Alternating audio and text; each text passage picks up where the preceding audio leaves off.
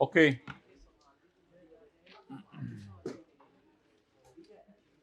कल वाले जो सेक्शंस थे उसी को पहले मुझे तस्वीर भेजे, फिर प्रिंट करवाए। उन्हें क्या हो। अच्छा, कल वाले जो सवाल थे, अल्लाह आपका भला करे। सिलेबस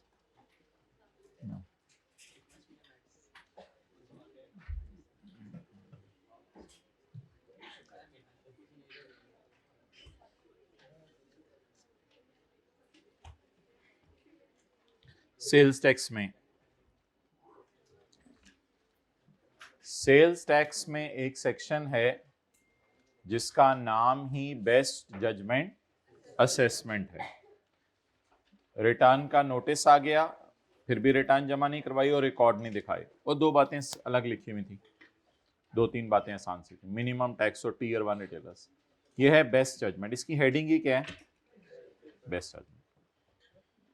एक है असेसमेंट, क्योंकि हमारे लॉ में कोई अमेंडेड असेसमेंट का तस्वर नहीं है। एक है असेसमेंट, उसमें मेन बात पहली लाइन में लिखी हुई थी, आगे तो आसान बातें दोनों में लिखी हुई थी, वो तो कोई टेंशन नहीं थी। अगला है टाइम लिमिट।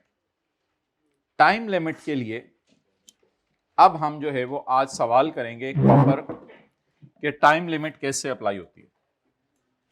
टाइम लिमिट हमने कहा था कि रेलेवेंट डेट के जो फाइनेंशियल ईयर एंड है उसके बाद 5 साल में शो कॉज नोटिस इश्यू होगा, और शो कॉज नोटिस के बाद 180 डेज में होगी हमारी बेस्ट जजमेंट। अच्छा, तो एक सेक्शन की हेडिंग थी assessment of tax and recovery of tax not levied और शॉर्ट लेविड और एरोनियसली रिफंडेड। दूसरे सेक्शन की हेडिंग थी बेस्ट जजमेंट असेसमेंट, और तीसरे सेक्शन की हेडिंग थी लिमिटेशन ऑफ असेसमेंट। इसमें 5 साल वाली बात थी, 180 दिन वाली बात थी। ये सेक्शन मैंने नहीं पढ़ाया था कल 11B, और failure to withhold sales tax से एक अलग सेक्शन है ऑल टुगेदर, इसका नंबर है 11F। ये लिमिटेशन वाले सफे पे ही दिया हुआ है। ओके, अब निकालें वो सेल्स टैक्स वाला जहां पे ये दिए हैं, चैप्टर नंबर 20, पेज नंबर 607। आए, ये कल का लेक्चर नंबर कौन सा था? 102। तो इसके आगे हमने लिख लिया लेक्चर 102 में, इसके नोट्स दे दिए गए हैं। ये तो पढ़ाया भी नहीं था कल, लेक्चर 102 और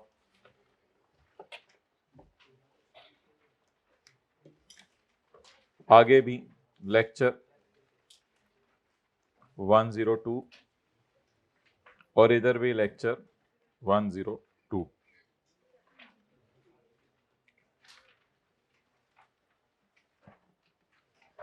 चलें जी, पेज 608, टाइम लिमिट की रिवीजन शुरू करते हैं।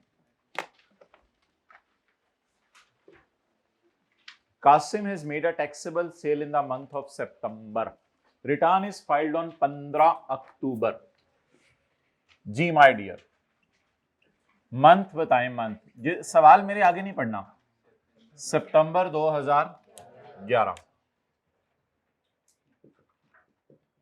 रिटर्न फाइल कब की? 15 अक्टूबर 11। इस डेट का नाम क्या पड़ गया? Relevant date. Relevant date is the date when the tax is paid, और अगर रिफंड का सिनेरियो है so when the refund is made, जब हमें रिफंड मिला, जिस दिन मिला। ये बन गई रेलेवेंट डेट। अब आगे सवाल ना पढ़ें, सवाल खुद बताने लगे कि शो कॉज नोटिस कब इशू हुआ है। आप ये ना पढ़ें, आप मुझे बताएं शो कॉज नोटिस कब तक इशू हो सकता है? Show cause notice can be issued by, कब तक हो सकता है? इसके बाद आएगा 30 जून 12, तो मतलब इसका एंड देखना है और इसमें ऐड करने हैं 5 years। तो 5 years इसमें ऐड करें, 30 जून 17। ये 30 जून 12 के आगे मैंने कुछ लिखा नहीं, यहां पे आपने देखे 30 जून 12 के आगे मैंने कुछ लिखा नहीं, क्योंकि ये एक ब्रिज है, सिर्फ ब्रिज को इस्तेमाल करके हमने इस डेट पे पहुंचना था। तो अनलकीली स्टार्टिंग पॉइंट ये नहीं है, स्टार्टिंग पॉइंट है इस फाइनेंशियल ईयर का एंड। तो उससे आगे कितने साल हो गए? तो show cause notice can be issued by 30 June 17, but it is issued on, वो मैं सवाल में देख लेता हूं, तब तक तो कर सकता है ना, मतलब उसी दिन करे या उससे पहले भी कर सकते हैं? उससे पहले भी कर सकते हैं। चलें नोट करें यहां तक।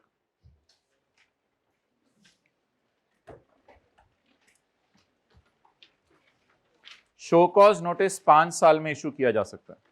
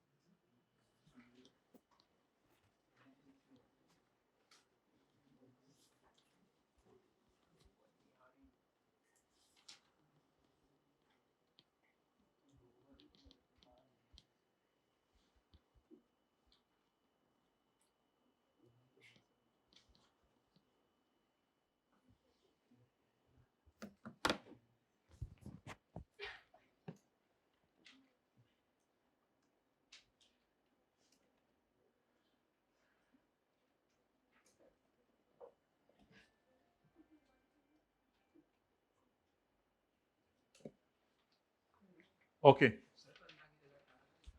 क्या 15 की जगह अक्टूबर के साथ क्या? बैठ जाओ वहां, तस्वीर भेज दें। Mister Qasim has made tax, मतलब क्या पूछ रहे हो, मुझे समझ नहीं आ रही। मिस्टर कासिम हैज, अच्छा, डेट रिटर्न जमा कराने की भाई कहते हैं कि आपने कहा था 15 नहीं है 18 है।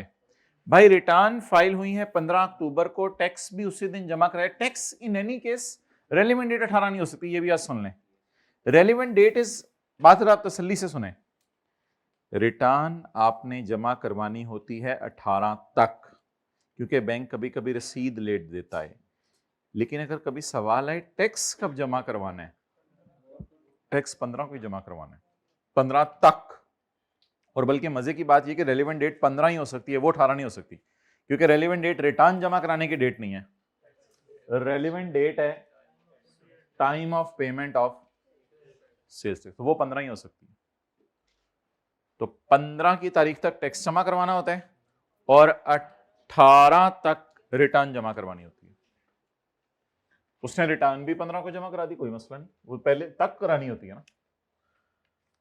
अच्छा जी, but it is issued on, show cause notice कब इशू है? Assuming show cause notice issued on 12 June 17, assume करें शो कॉज नोटिस इशू है 12 जून 17 को, तो रेड मार्कर से लिखें ब्रैकेट में कि इट इज वैलिड। बस ये वैलिड है ना, क्यों वैलिड है बताएं? 30/17 से पहले पहले हो गया। अब मैंने इस सवाल में आपको 180 दिन गिनवाने थे, आप बताएं मैं शो कॉज नोटिस कब तक इशू कर सकता था? 30 जून 17, और मैंने कर कब दिया? भाई 12 जून 17 की जगह पेपर में 12 जून 16 भी हो सकता है, 12 जून 15 को कर दूं, मेरी मर्जी है, मैं जब मर्जी करूं, मैं 12 जून 13 को कर दूं, वो तो मैंने आपके समझने के लिए डेट जरा लेट की डाली है। आप बताएं जो हमने आखिरी कॉन्सेप्ट पढ़ा था, अब I can, commissioner can issue assessment order by, चाहे वो बेस्ट जजमेंट वाला चाहे जो मर्जी है, commissioner can issue assessment order by by by. अब ऐसे ब्रिज बना के ऐसे by 180 days, by with in 180 days, तो he can issue by 12 June 17। Calculator पकड़े, कैलकुलेटर पकड़े, जून, अब आप करें 30 माइनस 12, क्या जवाब आ गया 18। जुलाई के डालें 31, अगस्त के डालें 31, सितंबर के डालें 30, अक्टूबर के डालें, जरा टोटल करें कितना हो गया 141। अभी फिर चलें, नवंबर के कितने डाले 30, कितने हो गए 1, इसमें 9 दिन और डालें। तो commissioner can issue assessment order bye 9 December 2017। Commissioner 9 December 2017 तक क्या इशू कर सकता है असेसमेंट ऑर्डर।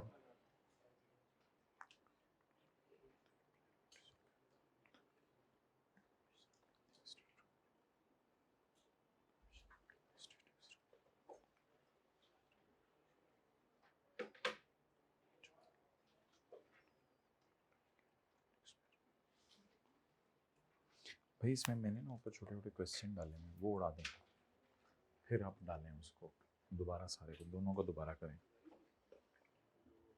उसने वो क्वेश्चन भी उठा लिए हैं। डन, चलें आगे। The assessment order can be issued within, date is by 9 December 2017। अगला सवाल करें।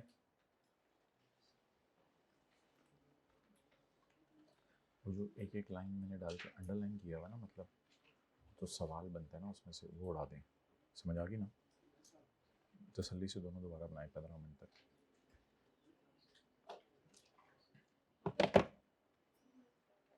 Mister Umar has filed return of March 2012 on 12 April 2012। रुक जाएं आप, पहले मुझे रेलिवेंट डेट बताएं। फाइल द रिटर्न ऑफ 12, तो टैक्स भी इस दिन जमा करवाया होगा। लिखें टैक्स पेड,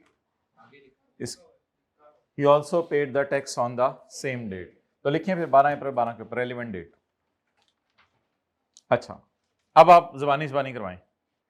12 अप्रैल 12 के बाद बताएं कौन सा 30 जून आ रहा है। 30 जून वो फौरन ही आ रहा है। 30 जून 12, 30 जून 12 में 5 साल डालें, 13, 14, 15, 16, 17। So last date by which show cause notice can be issued is, assume show cause notice is issued on 5 February 17। So what is the last date? 4 August गिन के बताइए या वैसे देख के बताइए? गिन के बताइए। Well done. 4 अगस्त कितने लोगों ने गिन ली थी? बाकी लोग गिन लें। 4 अगस्त। फरवरी के अंदर 28 दिन लीजिएगा, क्योंकि 2020 नहीं है, लीप का साल नहीं है। हाँ, जो 4 से डिवाइड होता है वो लीप का साल है। 2020 और 24 और 2028। ओके डन, चलें जी। अब ये सवाल आपको खोलने की जरूरत नहीं है, मैं आपको वैसे ही दिखा देता हूं। ये चैप्टर नंबर 22 का सवाल, Jelly enterprise sales tax fail to file its return despite receiving a notice. क्या सजा मिलनी चाहिए? Fail to file return despite receiving a notice. कल की क्लास ली है, बेस्ट जजमेंट वाला लगाएं या दूसरा वाला सेक्शन लगाएं? बेस्ट जजमेंट वाला। क्यों? fails to file return despite notice under the provisions of discuss the action CIR may take against JE, also discuss the course of action available to JE against the action of CIR। नहीं भाई, इधर course of action में आपने appeals का chapter नहीं लगाना।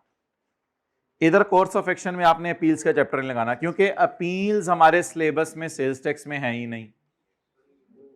बताएं फिर क्या करें? 60 दिनों में रिटर्न अगर जमा करवा दे तो शो कॉज नोटिस, और वो सब बिल्कुल आपने सही जवाब दिया था, अपील कर दें। अपील वाली बात बिल्कुल सही है, लेकिन वो सेल्स टैक्स में अपील्स हमारे सिलेबस में नहीं है। तो ये अपील का रास्ता तो कहां अवेलेबल होता? इनकम टैक्स में। तो under the provisions may they discuss the action CIR may take. Action CIR may take, बताएं जी। जुर्म बताएं क्या किया उसने? जुर्म fails to file a even after notice. The CIR may, समझ आ गए? सीआईआर में, और सवाल क्या है? Action CIR may take. तो क्या एक्शन करेगा सीआईआर में? आफ्टर इशूइंग अ मे का based on and also charge penalty and, ये एक्शन तो सीआईआर ले लेगा। अच्छा, उसके बाद अब वो क्या करे? उसके पास क्या कोर्स ऑफ एक्शन है? हाँ, वो 60 डेज में क्या करवा दे? रिटर्न जमा करवा दे। Done, okay.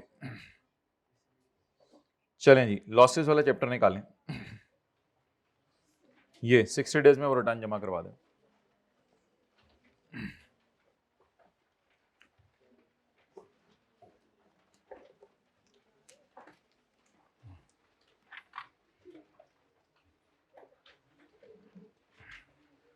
Question number 17।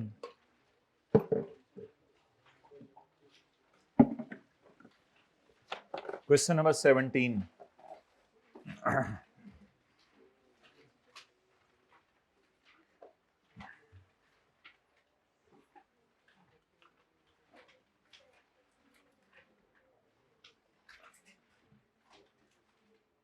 Chapter number 14, question 17।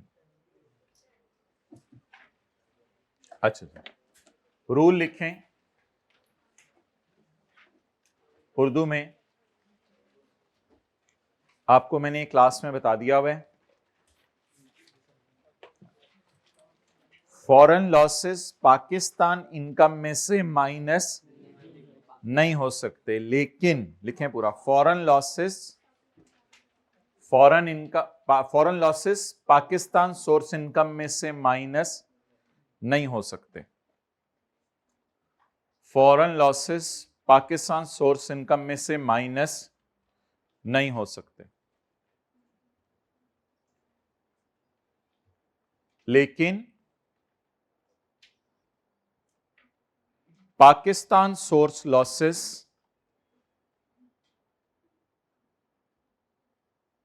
Same head की फॉरेन इनकम में से, लेकिन Pakistan source losses same head की फॉरेन इनकम में से माइनस भी हो सकते हैं और कैरी फॉरवर्ड भी। सेम हेड की फॉरेन इनकम में से बोलें माइनस भी हो सकते हैं और कैरी फॉरवर्ड भी हो सकते हैं। जी, हॉस्पिटल वाली बात, मतलब लॉसेस से मुराद अगर मरीज ले लें तो बाहर के मरीज पाकिस्तान में नहीं, लेकिन पाकिस्तान के मरीज। अजद enterprise having 2 foreign branches in Kuwait and Syria. बताएं अब ये कौन सी इनकम होगी, पाकिस्तान या फॉरेन?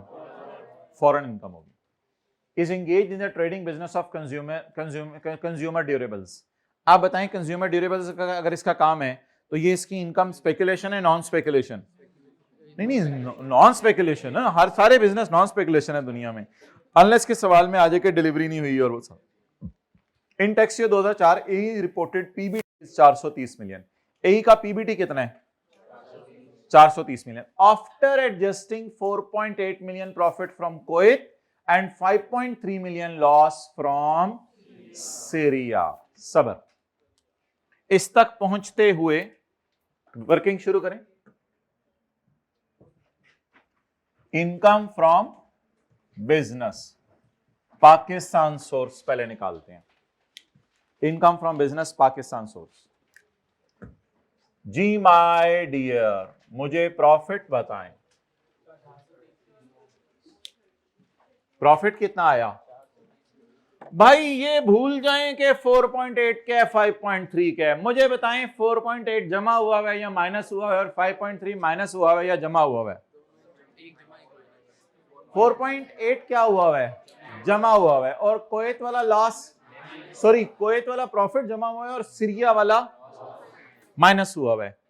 ओ पुत्र, सवाल वाला तू खुद नेटिंग ना कर, पहले मुझे दोनों इनकम्स को अलग अलग कर लेने दे, फिर मैं लॉसेस के रूल आपको बाद में पढ़ाऊंगा। अभी कोई लॉसेस के रूल ना पढ़े, पहले मुझे अलग तो कर लेने दे, पाकिस्तान में कितना कमाया, बाहर कितना कमाया, बातें अलग बाद में होंगी। मतलब ये तो प्रॉफिट्स में कैपिटल गेन पड़ा हुआ है, मुझे कैपिटल की ट्रीटमेंट ना बताएं, पहले जरा प्रॉफिट्स में डिविडेंड पड़ा हुआ है, मुझे ये ना बताएं डिविडेंड का क्या करना है, पहले जरा इन दोनों को निकालने तो सही ना डंडे मार के, फिर देखते हैं क्या करना है इनके साथ। I hope you got it.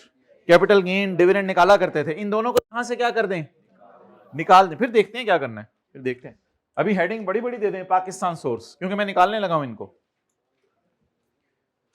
आप बता दें मेरे बिजनेस का पूरा प्रॉफिट कितना है, मेरे बिजनेस का पूरा प्रॉफिट, मेरे बिजनेस का पूरा प्रॉफिट 400, उसमें बाहर के प्रॉफिट्स और लॉसेस भी पड़े, जरा निकालें। ओवरऑल प्रॉफिट कितना है, 430।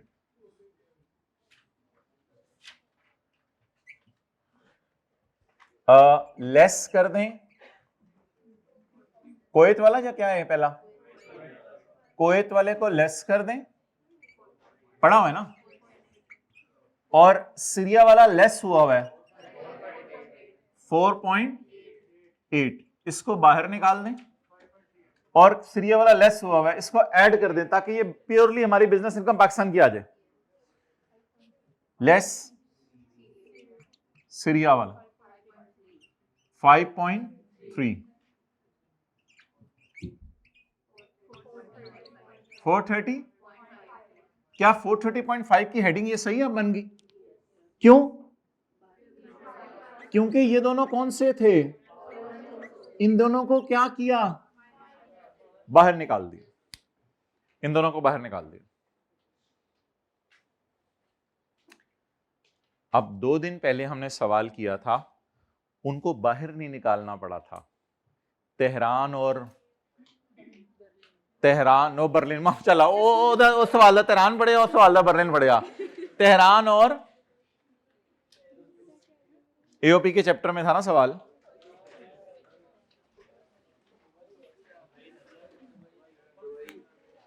तेहरान और दुबई था, तेहरान और दुबई, माशाअल्लाह।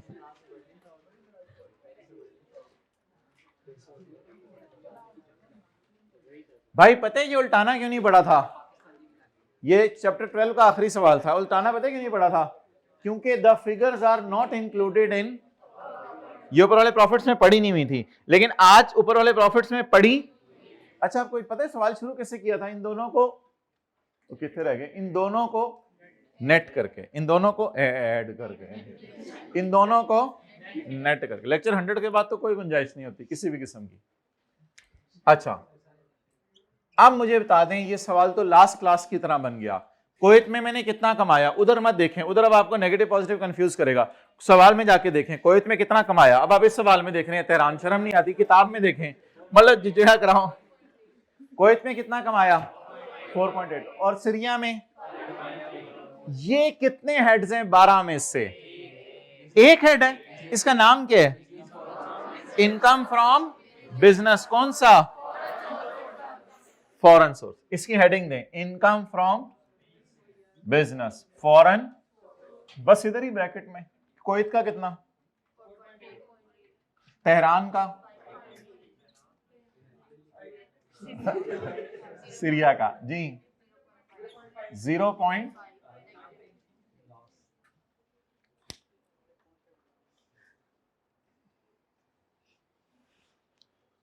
अब बताएं जो मैंने रूल लिखवाया है, अब इनको फेस पे लाएं, अब इन दोनों को फेस पे लाएं, यही काम होता था ना कैपिटल गेन वगैरह में, तो ये करते थे ना, निकाल के इधर ले आते थे, फिर फेस पे लेके जाते थे। अब इनको फेस पे लाएं, बोलें रूल पढ़ें जो उर्दू में लिखवाया है, फॉरेन लॉसेस, इसलिए फिर फेस कैसे बनेगा, बोलें इनकम फ्रॉम बिजनेस कितना 430 पॉइंट, और इनकम फ्रॉम डन। अच्छा, ये क्या निकल आई? टैक्सेबल इनकम, या सवाल ने टैक्स नहीं मांगा हुआ, इससे क्या निकल आया? टैक्स। इससे क्या निकल आया? इसमें माइनस करेंगे foreign tax credit lower of करके।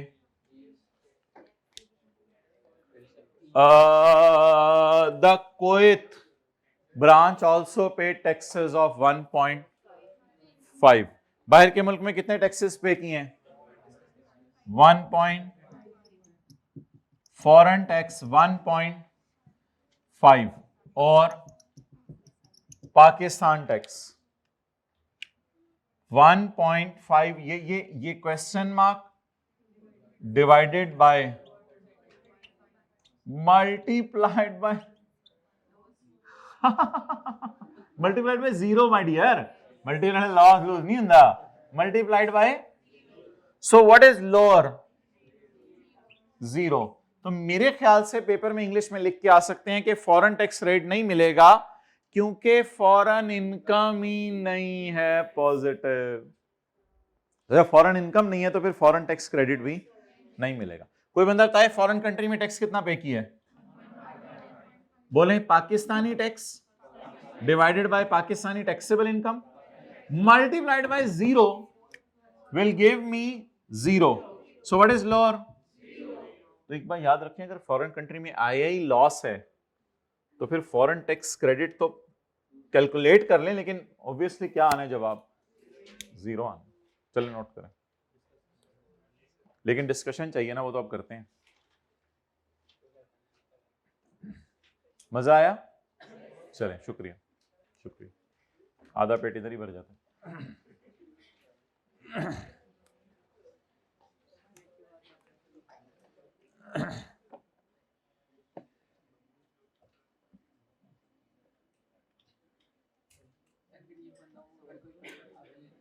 क्या?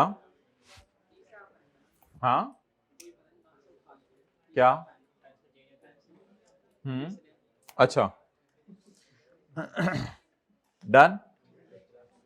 अब पढ़ें सवाल। हाँ जी, हाँ ठीक है, इंशाल्लाह एंड पे याद करवाना। Under the provisions of income tax ordinance 2001 discuss the tax implications of A E regarding its branch in Kuwait and. अच्छा, पाकिस्तान को डिस्कस ही नहीं करना? बिल्कुल ऐसे ही है। Discuss the tax implications regarding its branch in Kuwait and Syria. तो मेरा नहीं ख्याल आप इसको उल्टा के 430.5 निकालें, मतलब 430.5 की फिगर भी थ्योरी में डिस्कस करने की जरूरत नहीं, क्योंकि वो सिर्फ किनकी बात कर रहे हैं? इनकी बात कर रहे हैं। तो मेरे ख्याल से वो शायद ये मांग रहे डिस्कशन, और ऑब्वियसली ये भी मांग रहा होगा कि माइनस करना है या नहीं करना, और ये भी मांग रहा होगा कि फॉरेन टैक्स क्रेडिट देने हैं या नहीं देना। लिखें, the profit from Kuwait and Syria, the profit slash loss, the profit slash loss from business in Kuwait and Syria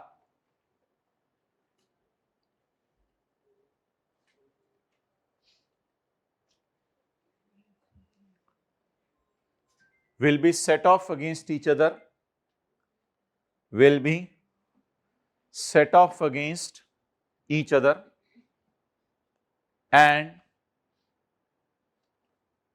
there will be a foreign source business loss, and there will be a foreign source business loss of rupees 0.5 million, of rupees 0.5 million। Bracket में लिखें 4.8 minus 5.3। This foreign loss cannot be, बोलें, this foreign loss cannot be set off against, बाहर के मरीज पाकिस्तान में नहीं लाने, This foreign loss cannot be set off against Pakistan source income. बस इतना सा लिख दें, मतलब अगर आप लिखेंगे ना पाकिस्तान सोर्स इनकम ऑफ ₹430.5, फिर वो आपको वर्किंग में निकालनी भी पड़ेगी, तो वो शायद उसने मांगी नहीं हुई, और अगर पूरी डिस्कशन मांगता तो वर्किंग में करके हम लिख भी देते कि इसके अगेंस्ट एडजस्ट नहीं होना। आगे फिक्रा बताएं, जल्दी से आगे फिक्रा बताएं, क्या लिख के आएंगे ना।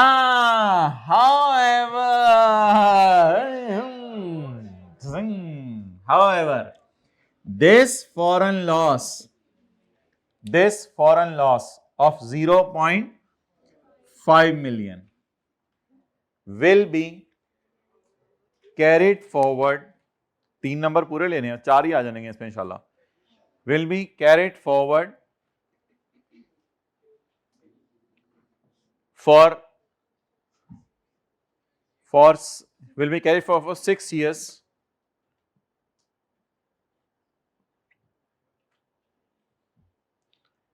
that is till 2030, that is till 2030,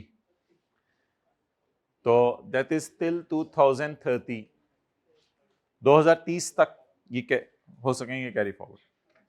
further, although a foreign tax is paid of 1.5 million, further also, पूरा ऐसे लिखे ना, further also a foreign tax of 1 point is also paid. So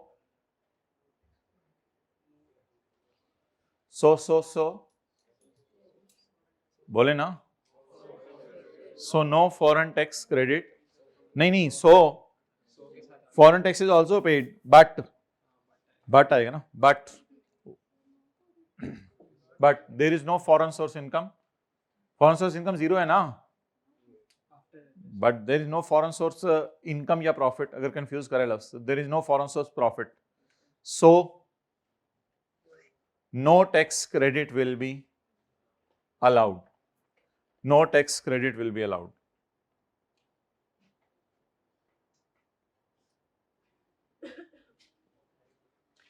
अच्छा, अब बताएं माय डियर मुझे, ये ये क्या है? Average rate of A in Pakistan is 30%। मेरे ख्याल से अगर आप लगाना चाहें तो आप 430.5 पर 30% लगा सकते हैं, क्योंकि है ही पाकिस्तान सोर्स इनकम, उसका रेट बता रहा है वो। पता नहीं अब ये क्यों रेट 30% दे रहा है, एवरेज रेट दे रहा है, मतलब वो टेबल में पूरा टेबल नहीं लगवाना चाह रहा, 16100000 जमा 35% ऑफ या वो नहीं लगवाना चाह रहा। तो इस फिगर पे अगर आप डायरेक्ट 30% लगा दें तो जवाब आ जाएगा। यानी रेट के लिए पेपर में आखिर में नहीं जाना पड़ा, रेट उसने इधर ही दे दिया, इस पे 30% लगा दें तो ये जवाब आ जाएगा। हाँ, ये फॉरेन टैक्स रेट के लिए भी है असल में। देखो फिर जब इसको इससे डिवाइड करोगे 30% ही आ जाएगा, मतलब ये एवरेज रेट दे रहे हैं ना 30%, तो इस पे 30% लगा देंगे ये आ जाएगा, पता नहीं किधर देख रहे हैं, इस पे 30% लगा देंगे ये आ जाएगा, और या फिर टैक्स को इससे जब डिवाइड करेंगे तो भी 30% आ जाएगा। 100 से ऊपर लेक्चर हो गए, अभी तक टेंशन नहीं बन पा रही। ओके,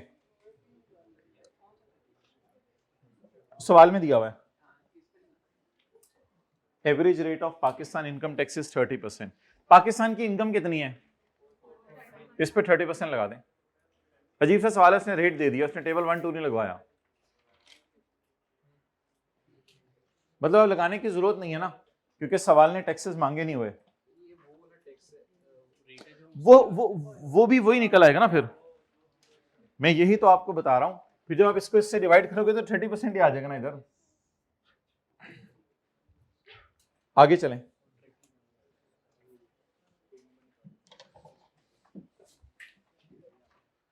तशरीफ ले आए अब आप चैप्टर नंबर 15 पे। चैप्टर नंबर 15,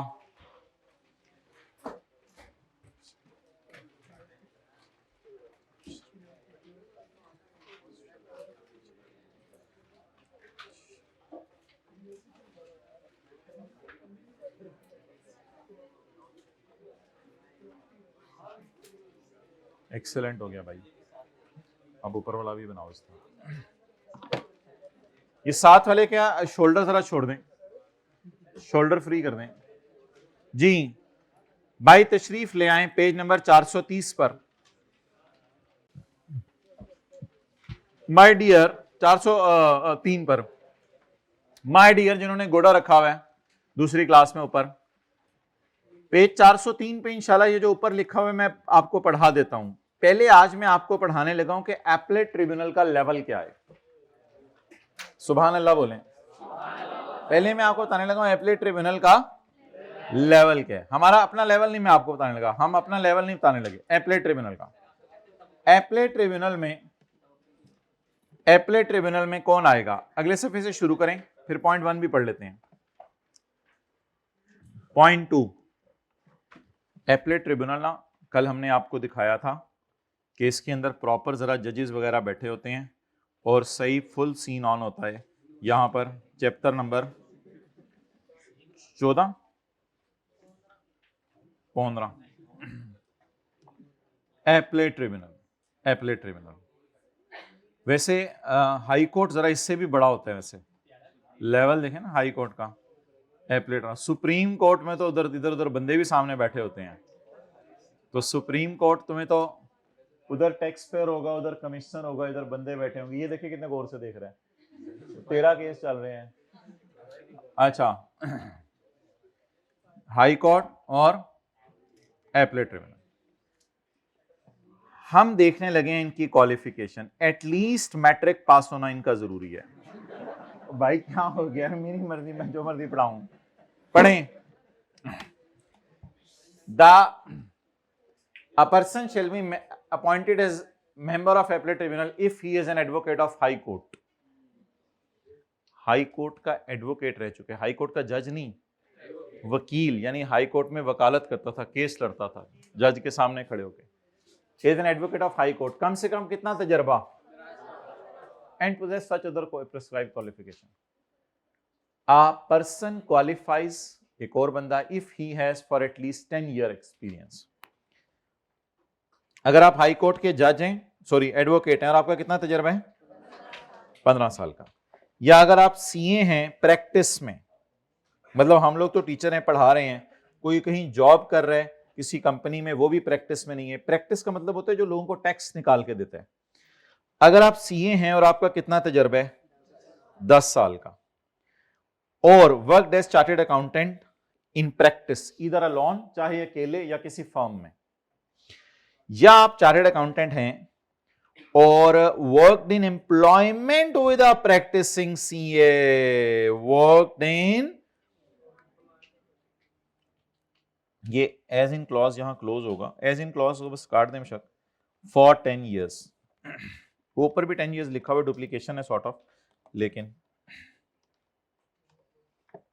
जी 3 क्वालिफिकेशंस बता दें मुझे। नंबर 1, एडवोकेट आप हों किसके, या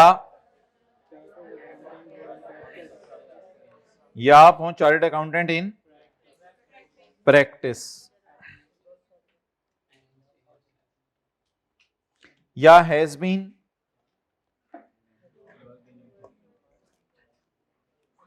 ये ना इसमें असल में ये सीए का अपना बिजनेस है, इधर अलोन या किसी फॉर्म में एज अ पार्टनर, इधर आप किसी has been chartered accountant and worked in employment, और आप नौकर हैं किसी के एटलीस्ट 10 ईयर्स के लिए, या वर्कड इन एम्प्लॉयमेंट है यहां, या 10 साल का आपका तजर्बा हो as a practice professionally as a chartered accountant. ये लोग कहते हैं ऊपर वाली लाइन की रेपिटेशन है। एटलीस्ट 10 ईयर प्रोफेशनली एक्सपीरियंस आपका हो एज अ कॉस्ट एंड, या आप ऑफिसर ऑफ इनलैंड रेवेन्यू है बेसिक स्केल 21 के या ऊपर, या आप officer of inland revenue basic scale 20 के, और कम से कम आपका तजर्बा कितना हो इन सच ग्रेड फॉर 3 ईयर्स और मोर। तो अब ये लोग एपलेट ट्रिब्यूनल के क्या होंगे, मेंबर। अब एपलेट ट्रिब्यूनल में 10-15 लोग मेंबर चुन लिए जाते हैं, उनमें से 2-2 को अलग अलग कमरों में भेज दिया जाता है केस सुनने के लिए। मतलब 10-15 जजेस का एक होता है प्रॉपर उसमें से 2-2 3-3 जज को मुख्तलिफ कमरों में भेज दिया जाता है केस सुनने के लिए। ये 2 हम आपके लिए लेके आए हैं। ये उन 10-15 में से 2 हैं। या तो ये 10 साल से सीए हैं, या तो ये जो है वो एडवोकेट रह चुका है। ये वाला तो एडवोकेट ही लग रहा है, ये एडवोकेट रह चुका है पहले। तो आंखें खोल के, appellate tribunal shall consist of members and a chairman as appointed by federal. इन ये लोग मेंबर्स होंगे, लेकिन इन्हीं मेंबर्स में से एक चुना जाएगा चेयरमैन, जिसको कहा जाएगा बोलें चेयरमैन। तो ही विल बी, भाई दूसरा भेजो ना पहले, तो he will be a chairman. Federal government इसको अपॉइंट करेगी एनी मेंबर पोजेसिंग क्वालिफिकेशंस, जिसके पास ऊपर वाली क्वालिफिकेशंस हो, एज अ, आप बताएं चेयरमैन को कौन अपॉइंट करेगी? Federal government shall appoint any member as chairman. ऊपर वाले में से किसी को भी चेयरमैन चुन लेगी। The chairman shall hold office for, और वो चेयरमैन का तजर्बा कितना है ये अलग बात है। चेयरमैन कितना अरसा चेयरमैन रहेगा, चेयरमैन कितना अरसा चेयरमैन रहेगा? 3 साल। The chairman shall hold office for 3 years and federal government may reappoint the chairman. Federal government उसको 3 साल बाद रीअपॉइंट भी कर सकती है, फॉर टर्म और टर्म्स, किसी टर्म के लिए या एक दफा भी और कई दफा भी उसको रीअपॉइंट कर सकती है। The members including chairman shall cease to hold office at the age of 52 years के बाद। वो कह रहे हैं आप पता नहीं आप क्या करें, जाएं आप। वैसे तो पता नहीं लोगों के माशाल्लाह सही चलता रहता काम, पता नहीं क्यों। चलें बहरहाल, the members including chairman shall cease to hold office at the age of, and members falling under D and E. Oh, D and ये मेरे ख्याल से ना E और F होना चाहिए वैसे, क्योंकि ये तो कोई तुक नहीं बन रही, ये और ये वाला, ठीक है। तो ये मैं कल उससे देख लेता हूं। Members falling under G and E shall cease to hold office at the age of superannuation. At the age of, लिखें, गवर्नमेंट एम्प्लॉइज आमतौर पे 60 साल बाद सुपरएनुएशन फंड से पैसे लेते हैं। गवर्नमेंट एम्प्लॉइज आमतौर पे 60 साल बाद सुपरएनुएशन फंड से पैसे लेते हैं। ये मैं कल आपको बता दूंगा इसको ई और एफ करना है या नहीं। गवर्नमेंट एम्प्लॉइज आमतौर पे 60 साल के वक्त या 60 साल के बाद, जैसे भी लिखना है, सुपरएनुएशन फंड से पैसे लेते हैं। सुपरएनुएशन फंड एक फंड होता है प्रोविडेंट फंड की तरह, उससे पैसे मिलते हैं ना रिटायरमेंट के वक्त। अच्छा, आमतौर पे लोगों ने कितने अरसे बाद कर जाने, फारिग हो जाने? 62 साल बाद। लेकिन डी और ई वाले, ये मैं कल चेक करके बुक से बता दूंगा, ई और एफ वाले शायद हो, लेकिन ई और एफ वालों ने कब रिटायर होने? एट द एज ऑफ, वो क्या होता है अभी तो बताया है, गवर्नमेंट एम्प्लॉय 60 साल की उम्र में रिटायर हो जाते हैं तो उनको सुपरएनुएशन कहते हैं। ये मेरे ख्याल से डी और ई नहीं है, ई और एफ है। मैं कल चेक करके बता दूंगा, किताब से देख के। खामोश हो जाए, तसल्ली करें, आगे चलें। A member including may resign, क्या मतलब? खुद ही छोड़ के चला जाए।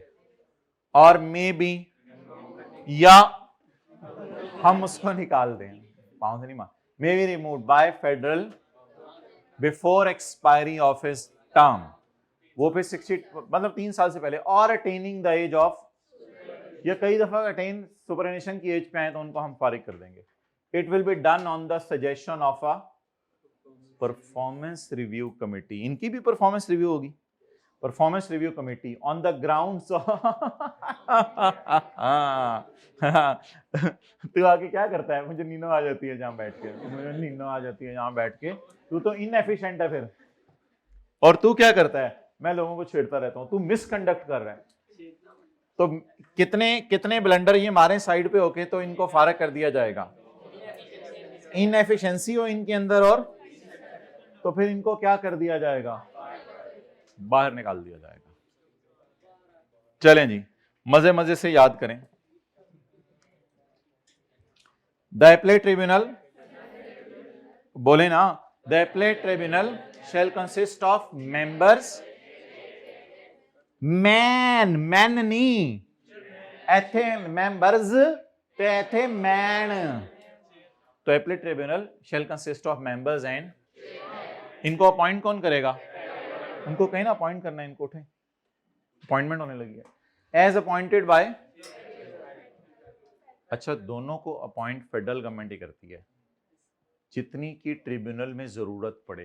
ट्रिब्यूनल से मुराद वो 10-12 लोग होते हैं जो बैठे होते हैं। A person shall be appointed as a member of tribunal if he possess the following qualification. Federal government shall appoint any member possessing qualification as chairman. अच्छा, अब हेडिंग्स क्या बनेंगी? हेडिंग्स बनेगी हु मे बी, बोले बोले, who may be member, who may be member, उसके बाद who will be chairman और उसका टेन्योर। आप बताएं चेयरमैन कौन बनेगा, वे जल्दी बताएं। एनी मेंबर, ऊपर में से कोई भी मेंबर पोसेसिंग क्वालिफिकेशन, जो ऊपर वाली क्वालिफिकेशंस में से किसी एक में हो, एज कितने अरसे के लिए, और गवर्नमेंट उसे बार बार रीअपॉइंट कर सकती है। और अगली heading cease to hold office, cease to hold office, ये लोग अपना ऑफिस यानी किस वक्त फारिग हो जाएंगे? The members including chairman shall cease to hold office at the age of, और फला फला लोग, ये भी कल देख लेंगे कौन से हैं, फला फला लोग shall cease to hold office at the age of. Clear? कोई सवाल? अ मेंबर इंक्लूडिंग चेयरमैन, ये बार बार आ रहा है, मेंबर इंक्लूडिंग चेयरमैन, इधर उसी चेयरमैन की बात हो रही थी ना। A member including may resign or may be before the expiry of term or before attaining the age of, it will be done, क्या क्या it will be done, नहीं resign will be done नहीं, मतलब removal will be done, it will be done, removal will be done on the recommendation of performance review committee on the grounds of efficiency, efficient हो, बहुत over efficient लिख लें, inefficiency over efficiency, over efficiency वाले को भी वैसे फारक किया जाता है, पता है आपको, inefficiency और misconduct, madam conduct, misconduct. The procedure of appellate tribunal, हमने कहा प्रोसीजर क्या होता है, मतलब उसमें बेंचेस किस तरह बैठेंगे, 2-2 जज बैठेंगे, केस सुनेंगे या 3-3 सुनेंगे, केस मैनेजमेंट सिस्टम क्या होगा, डिस्ट्रीब्यूशन ऑफ केसेस। आप लोग तो 15 केस सुन लें, बाकियों को हम एक एक दे रहे हैं, आप लोग तो पुराने हैं। नोनू लेट गया, कहते हैं मैंने नहीं सुना। अच्छा, the procedure of appellate tribunal, procedure में क्या क्या आएगा? Number 1 constitution, number 2 and number 3 shall be regulated by rules. इसको कैसे रेगुलेट किया जाएगा? बजरिया रूल्स रेगुलेट किया जाएगा। ओके, अब आप हजरात मुझे जरा कल वाला रिवाइज करवाएं। अगर टैक्स पेयर, ओहो पॉइंट 1 रह गया ना, पॉइंट 1 तो पढ़ लें इसका।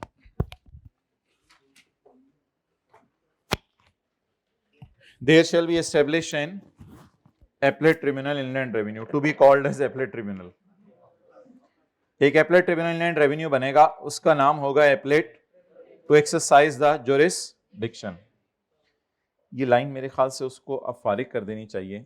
इस लाइन के अंदर पता है उसने क्या लिखा हुआ है? इस लाइन के अंदर लिखा हुआ है कि जो पुराने वाले हमारे जज चले आ रहे हैं ना, वो पुराने वाले चक्रों से ही रहेंगे, उनके लिए कोई नया चक्कर नहीं होगा। ओके, पढ़ें क्या लिखा हुआ है।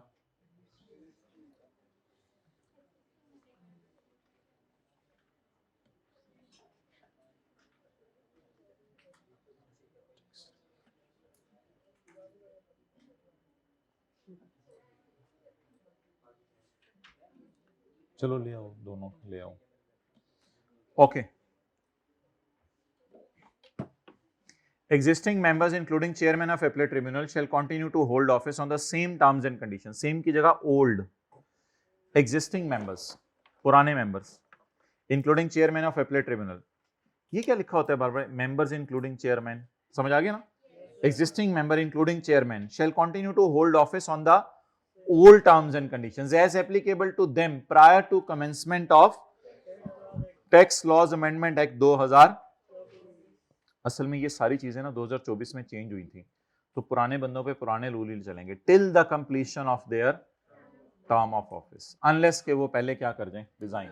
तो सादा सी बात लिख लें, 2024 से पुराने मेंबर्स पर पुराने रूल लगेंगे, 2024 से पुराने मेंबर्स पर पुराने रूल लगे। हो सकते हैं वो 65 इयर्स की एज में रिटायर होते हो, मिसाल दे रहा हूं। 2024 दोनों प्रिंट भी निकलवाओ बच्चों के, यूएसपी में ले आओ।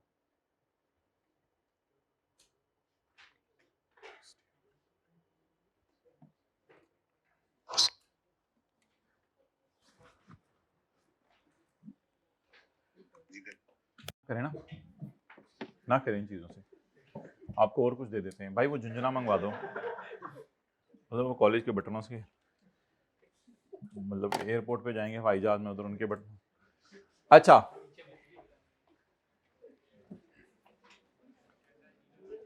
अब जी हम आज फॉर्मली क्लास शुरू करने लगे हैं। अभी तक सुबह से हमने कुछ भी नहीं किया। एक तो हमने रिवाइज किया था शो कॉज नोटिस और इसकी डेट, वो बात जो आपको पहले बता चुकी हुई थी वो हम न्यूमेरिकल में डाल के आपको करवा दी है। अब जरा तसल्ली से 2-3 बातें मेरी सुनिएगा। कल हमने कहा था, अब जरा फॉर्मली क्लास शुरू होने लगी है, कल हमने कहा था कि हमारा जो सबसे पहला फोरम ऑफ अपील है वो है कमिश्नर अपील। सबसे पहला फोरम ऑफ अपील कौन सा है? Commissioner appeal. इसने कहा था कि मेरा टैक्स बन रहा है 20 लाख, कमिश्नर ने अमेंडेड असेसमेंट ऑर्डर भेज के कहा था तुम्हारा टैक्स है, और उसके साथ डिमांड नोटिस भी भेजा था। डिमांड नोटिस आने के तकरीबन 30 दिन के अंदर आपने आपने कमिश्नर अपील के पास जाना है, ऐसी बात क्या करें, आपने 30 दिन में नीले ने किसके पास जाना है? नीला लाल से तंग है ना, तो नीला लाल से तंग है, तो नीले ने किसके पास जाना है? चिट्टे के पास जाना है। और उसने कहना है commissioner appeal please please please please, Chonu Monu Chonu Monu Monu Monu, इसको आपने तंग करना है और इसको कहना है प्लीज मेरी अपील सुन लें, और ग्राउंड्स ऑफ अपील जमा कराने हैं। इसको क्या जमा करवाने हैं? ग्राउंड्स ऑफ अपील जमा करवाने हैं कि भाई ग्राउंड्स ऑफ अपील है, ये वजह बन रही है, तो प्लीज आप मेरा केस सुन लें। यही बात कल हमने आपसे थी। तुम्हें याद हो कि ना याद हो, हमें याद है वो जरा जरा। टैक्स पेयर, वैसे एक और बात भी हमने पढ़ी थी, अगर आपका दिल नहीं कमिश्नर अपील के पास तो आप ये राइट वेव कर दें और डायरेक्ट किसके पास चले जाएं? ATIR के पास। ATIR के पास, फिर वो ATIR आपको खड़े हुए नहीं मिलेगा, वो भी 2 जज दिखाए, वो बैठे हुए मिलेंगे इंशाल्लाह। ये तो पता नहीं इन तीनों को पड़ी हुई है खड़े होने की, बह जाना। अच्छा, तो कल हमने पढ़ा था कि यहां अपील जमा करवाने के लिए आपने फीस भी जमा करवानी है। अगर असेसमेंट ऑर्डर है तो और फीस है, और अगर और कोई केसेस हैं तो और फीस है। कर लें उनको जो जो करना है, बुला लें जो, मतलब मैं। अच्छा, और इसके बाद यूएसपी में लेके आए हैं? नहीं, बैठ जाए सर, नोट्स पहले साथ लाइए, मुझे यूएसपी में ला दें, इनको हार्ड में ला दें। अच्छा, आज हम कमिश्नर अपील्स के पास जाने लगे हैं और कमिश्नर अपील अब केस सुनेगा। कल क्या क्या बातें पढ़ी थी जरा सुन लें। A person dissatisfied with the, मिसाल के तौर पे amended assessment order may file appeal before commissioner appeal।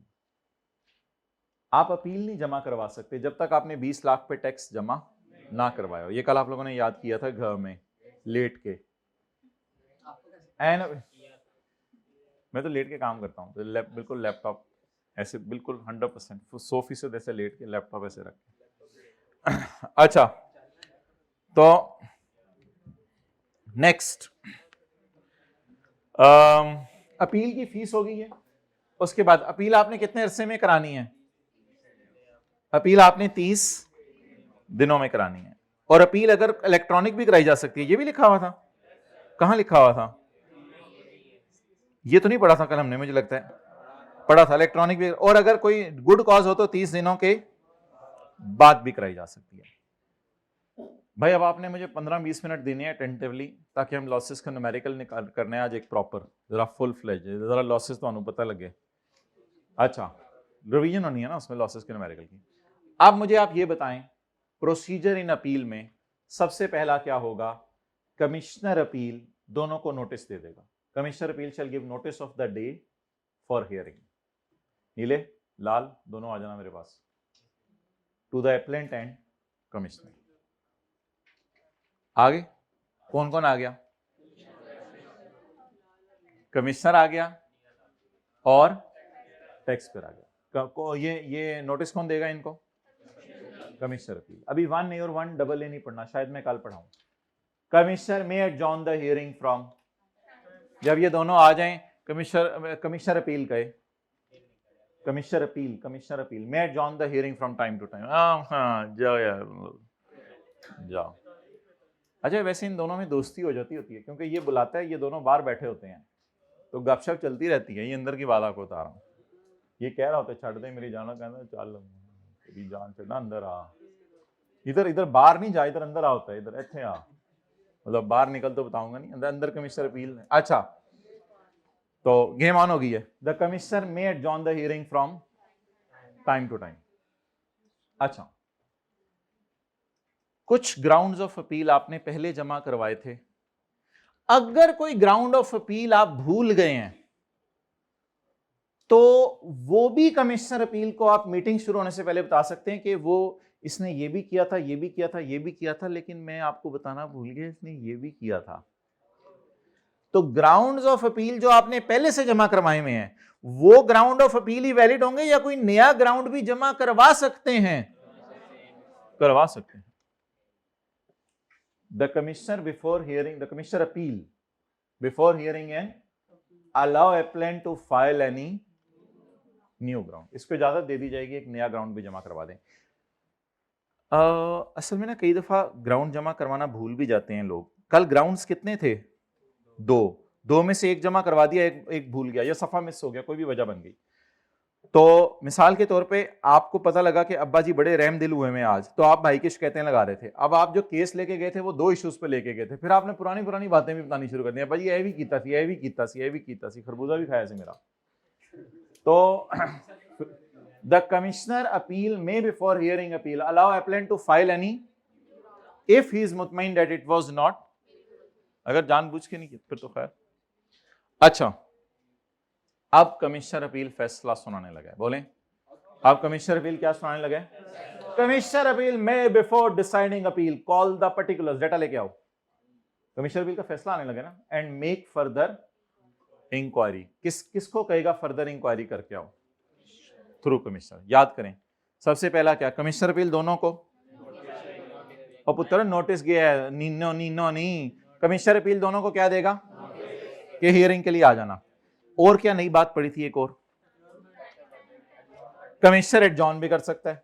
उसके बाद कमिश्नर अपील सुनने से पहले न्यू ग्राउंड में जमा कराने दे सकता है, और फैसला सुनाने से पहले क्या करेगा? इनको उठाएं, मतलब चंगी तरह क्लास हो रही, मतलब क्लास आ रही, वो बंदे बैठे हैं, क्लास हो रही, मतलब the commissioner appeal may before deciding appeal call particulars और make further inquiry through commissioner. अच्छा, मुझे बताएं बात यहां तक पहुंची क्यों? बात ही खत्म कर दें, बात यहां तक पहुंची क्यों?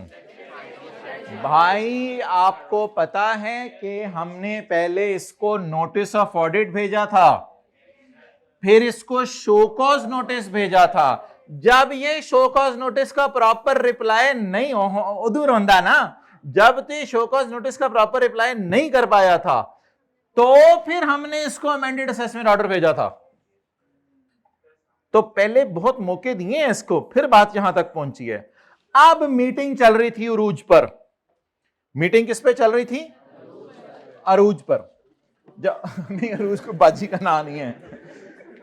अब मीटिंग चल रही थी जोबन पर। अब जब मीटिंग चल रही थी हाइट पर, तो उस मीटिंग के दौरान इसने हाथ से ये पकड़ के सफा इसको दिखाया, भाई ये देखो मैं आपको साबित कर रहा हूं कि मैंने चैरिटी दी हुई है प्रूव्ड ऑर्गेनाइजेशन को, मुझे टैक्स माफ कर दो। कमिश्नर बोला ये कौन सा डॉक्यूमेंट्री एविडेंस ले आया, दौरान ऑडिट दिखा देता मुझे।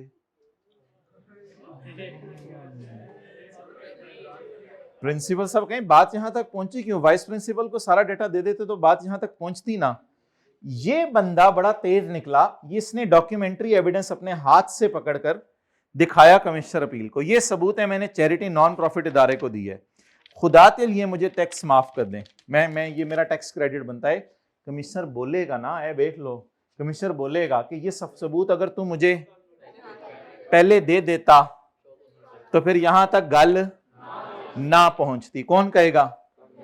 कमिश्नर। बहुत मजे की कहानी है। अच्छा, कमिश्नर अपील इस डॉक्यूमेंट्री एविडेंस को फाड़ के फेंक देगा।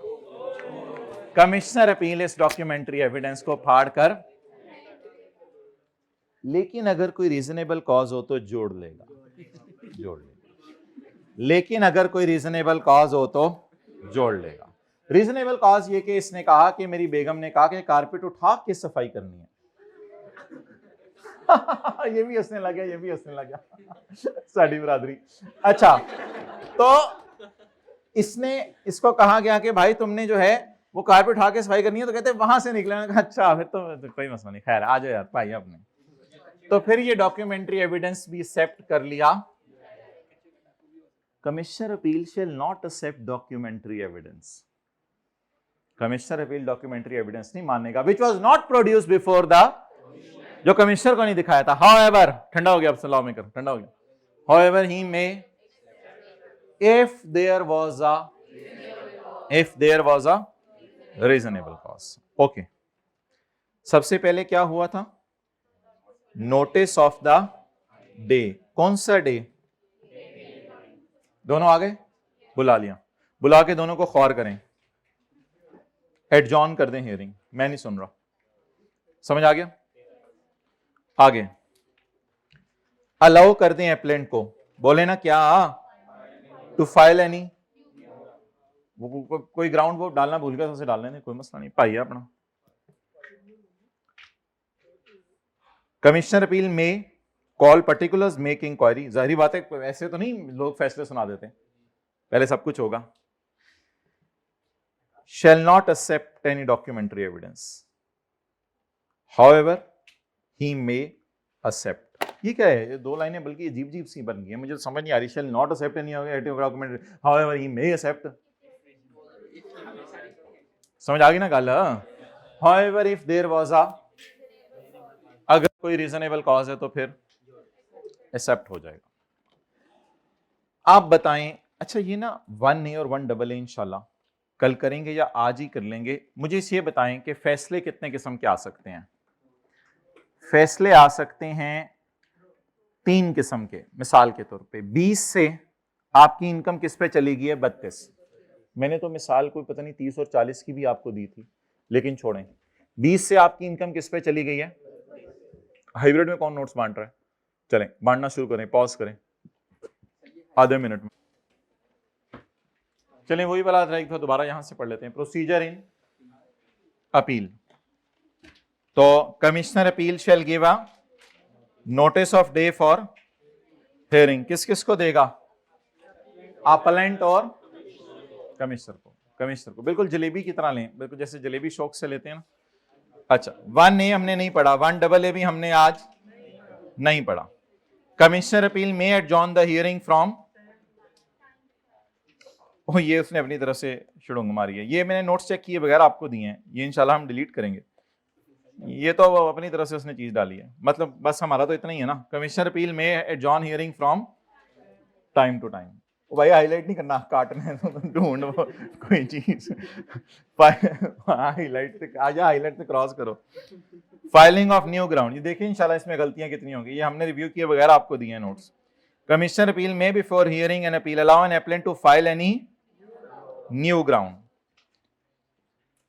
लेकिन नया ग्राउंड कब करने देगा? If he is satisfied that it was not. बिल्कुल। Commissioner appeal may before deciding an appeal कितने काम करेगा? Call particulars, make further inquiry through commissioner. ऐसे सूटेड बूटेड हो गया कमिश्नर साडा। The commissioner appeal shall not accept any document which was not produced before the, however he may accept if there was a reasonable cause। पता नहीं इन्हें note क्यों पाया आप पे, अपनी एफिशिएंसियां। अच्छा जी, तो नोट को फारिग कर दें। अच्छा, अब जो नोट्स फाइनली अपलोड होंगे उनसे कंपेयर कर लीजिएगा, उसमें चीजें हम काट के भेजेंगे। डिसीजन इन अपील, चलें इधर से ही पढ़ लें। Decision in appeal, in deciding appeal, क्या सुनाने में? The commissioner appeal may make an order to confirm, modify और कैंसल। मे कॉन्फर्म, मॉडिफाई और कैंसल। जो घर बैठे हैं वो बेशक कंफर्म, मॉडिफाई और कैंसल यहां से बिल्कुल। अच्छा, may make an order to confirm, modify और कैंसल। कंफर्म का मतलब होता है कि ये सारा ना मैं पेज 401 के डेटे को सामने रखते हुए ना लिखूंगा। कंफर्म का मतलब होता है 32। मैं कंफर्म करता हूं कि फिर तो टैक्स पे रोएगा। कंफर्म का ये मतलब होता है। कैंसल का पता है क्या मतलब होता है? नहीं 20। कैंसल का मतलब पता है क्या होता है? 20। मतलब मजे हो गए, टैक्स पे जीत गया फिर तो। मॉडिफाई क्या होगा? दोनों के बीच डाल दें, 30 कर दें या 32 कर दें, जैसे भी दिल में हो। 22 कर देते हैं, 20 जमा 2 22 कर देते हैं, या 30 कर देते हैं, जो भी कर दें, 22 कर दें, मतलब मॉडिफाई बीच में। आप भाई याद करें, in deciding the appeal the commissioner appeal may make an order to confirm, to modify और कैंसल। कैंसल और नहीं आएगा, or cancel the assessment order. Assessment order को क्या कर देगा? कैंसल कर देगा या मॉडिफाई कर देगा, या after examining the evidence and causing. In other case क्या था, किसी को याद हो? In other case non resident का रिप्रेजेंटेटिव करार दे दिया। नॉन रेजिडेंट का he may make such order as he thinks fit, कि तुम रिप्रेजेंटेटिव हो या नहीं हो। रिप्री हो, याद आ जाएगा घर में रिप्रेजेंटेटिव हो से इन एनी अदर केस का मतलब। कल की क्लास ली थी ना इन एनी अदर केस। अब बताएं जी, डिसीजन इन अपील क्या आएगा? डिसीजन इन अपील 3 आया करेंगे। May make an order to modify और cancel the after examining evidence and causing, और in any other case make such order as he thinks fit. अच्छा, एक बड़ा मजे का सिनेरियो इधर टेंटिव हो। कमिश्नर अपील ने कहा कि मुझे 32 नहीं, ये तो 36 लग रहा है।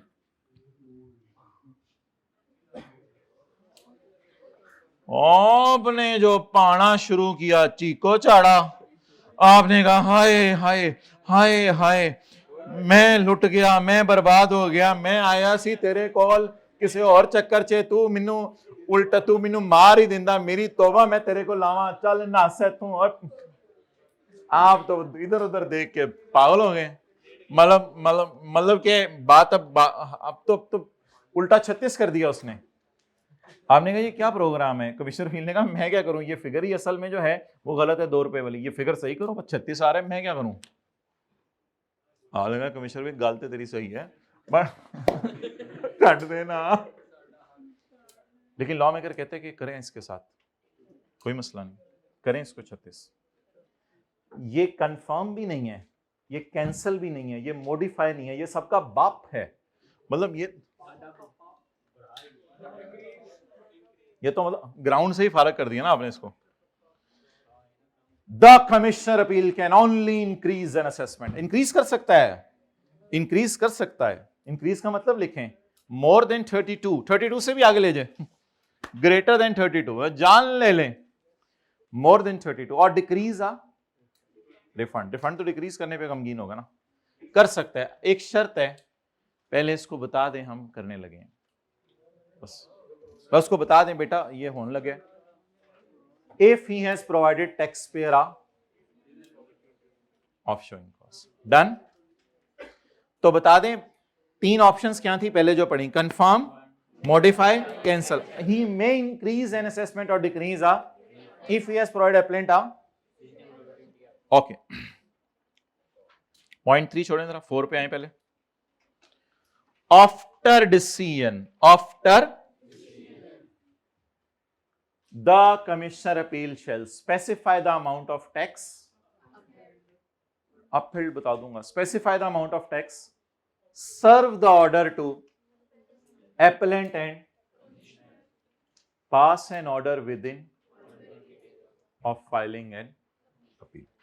तो serve the order to appellant and commissioner within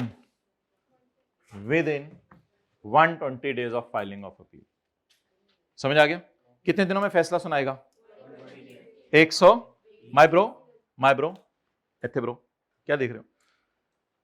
with in 120 days फैसला आ जाएगा। It can further B extended bye, और अगर केस ज्यादा कॉम्प्लिकेटेड हो गया है तो it will further B extended bye. लेकिन आम हालात में कमिश्नर अपील कितने दिनों में फैसला सुना दिया करेगा? 100। लेकिन खास हालात में 60 दिन। लेकिन अगर टैक्स पेयर ही सैर करने चला गया, adjournment at request of appellant, tax payer ही सैर करने चला गया, या टैक्स पेयर ही एडीआरसी के पास चला गया। एडीआरसी होते हैं ऑल्टरनेट रास्ता, ऑल्टरनेट रास्ता हम पढ़ेंगे, वो कमिश्नर अपील से हटके होता है, वो पिछली गली में होता है। तो अगर ये एडीआरसी के पास चला गया तो फिर ये दिन इसमें काउंट। ये बात शायद हमें तीसरी दफा पढ़ रहे हैं, ठीक है? चलें याद करें सारा ये वाला सफा भी। बताएं जी, इन डिसाइडिंग अपील कमिश्नर कितने फैसले सुना सकता है? बोलें, कंफर्म, मॉडिफाई और cancel the assessment order, the assessment order. और इन अदर केसेस जैसे आपको नॉन रेजिडेंट का रिप्रेजेंटेटिव करार दे दे तो सच order as he thinks fit. Commissioner appeal can also increase 32 को बढ़ा भी सकता है। कब? If he has provided appellant जी।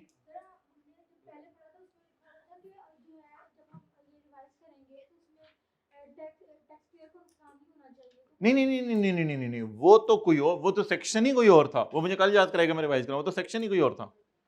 वो तो कमिश्नर अपने छोटे की चीजें चेक करा था, ये तो कमिश्नर अपील है, ये तो बिल्कुल अलग है। आफ्टर डिसीजन, इंक्लूडेड डिसीजन आ गया। After decision commissioner appeal shall specify the amount of tax, serve the order to the within, it can also be extended by 60 days. अच्छा जी, आखिरी बात पढ़ लें हम, 2 मिनट वैसे ओवररन कर गए हैं, आधा घंटा न्यूमेरिकल के लिए मैंने रखना था, चलें खैर है। आखिरी बात पढ़ लें, सादा सी बात, अगर एओपी की असेसमेंट रिवाइज होगी तो इसकी वजह से बाकिर और सुहेल और हामिद और पता नहीं उनका न्यूमेरिकल भी तो रिवाइज होगा।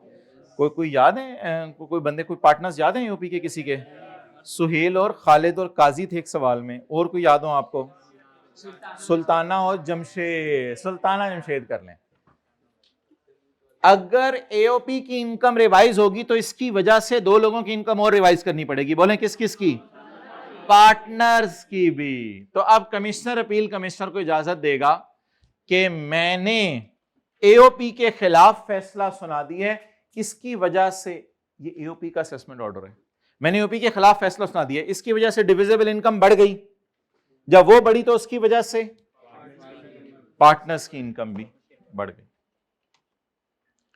If after decision of any changes made in assessment of or a new assessment of AOPs, commissioner appeal किसको इजाजत देगा?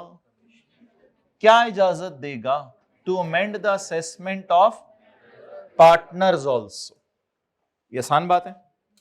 इन this case general time limit will not apply, क्योंकि ये एक स्पेशल केस है, जनरल टाइम लिमिट नहीं लगेगी। इसकी एग्जांपल्स आपको कल करवा दूंगा। अच्छा जी, अब हमने आज क्या नहीं पढ़ा, हमने 1A और 1AA नहीं पढ़ा सेक्शन 128 में। जल्दी जल्दी रिवाइज करें। सबसे पहले हमने क्या पढ़ा था, सुबह सुबह दोनों को नोटिस दे देंगे। नोटिस देने के बाद एडजॉर्न भी कर सकते हैं। नोटिस देने के बाद कमिश्नर अपील नया ग्राउंड भी जमा कराने दे, नया ग्राउंड भी जमा कराने दे सकता है, रिकॉर्ड्स वगैरह मंगवाएगा। और आखिरी बात हमने ये पढ़ी थी, कोई भी डॉक्यूमेंट्री एविडेंस एक्सेप्ट, लेकिन अगर कोई रीजनेबल तो फिर एक्सेप्ट कर लेगा। कितने किस्म के फैसले आएंगे? 3 किस्म के फैसले आएंगे। कमिश्नर 32 से ऊपर भी लेके, यानी कि ये इन तीनों का बाप है, और उसके बाद अगर एओपी की असेसमेंट बदले तो उसकी वजह से पार्टनर की भी बदलेगी। और आखिरी बात, फैसला कितने दिनों में सुनाएंगे, या और कितने दिन ले सकते हैं? 60 दिन। निकालें जी क्वेश्चन नंबर 16। 17 हो गया है ना, अब ये भी किया, 16 निकालें।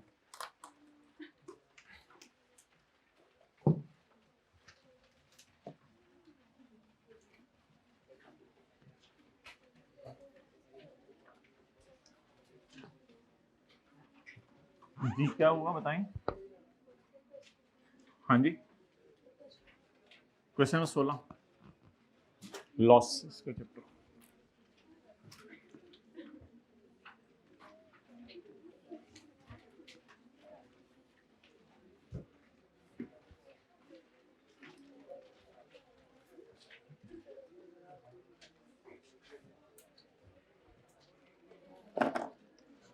अच्छा, वैसे आप लोगों ने एक काम नहीं किया जिसपे मुझे बड़ा दुख हो रहा है, आप लोगों ने सेक्शंस की हेडिंग्स नहीं पढ़ी। कल हेडिंग थी सेक्शन की अपील टू कमिश्नर, अपील करने गए थे, अपील करने गए। और आज सेक्शन की हेडिंग थी तरीका इन अपील, अपील में फिर क्या हुआ, दोनों को बुलाया। और आखिरी सेक्शन की आज हेडिंग थी डिसीजन इन अपील।